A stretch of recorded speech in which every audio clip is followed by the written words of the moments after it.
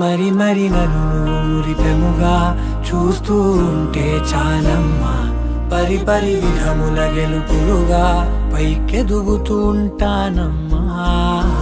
అయినా సరే నాటికి ఉంటాను నీ పాపాయినై, నిన్నొదిలెంతగా ఎదగాలనుకోనే. నిజగరి మగ